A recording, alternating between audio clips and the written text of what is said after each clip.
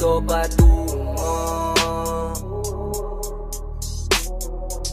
Hindi ko din alam na parang ako'y nalulunod.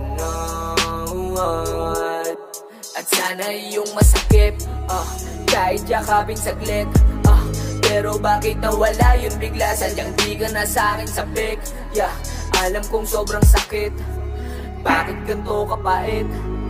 Kung kailan masaya na ako sa'yo, bakit dun mo pa to binanggit? Sana hindi ka na lang nakilala,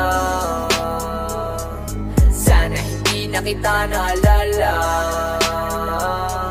sana hindi na kita nakilala, sana hindi na kita naalala.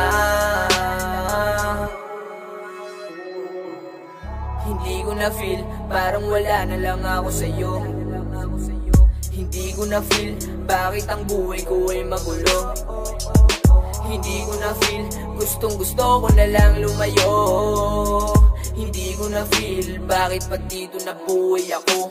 Gusto ko nang mawala, sana nga ay mawala, para wala na rin ako sa mundo na talagang sadyang ang buhay ko ay dinadaya. Sa edad ko ba't ganito?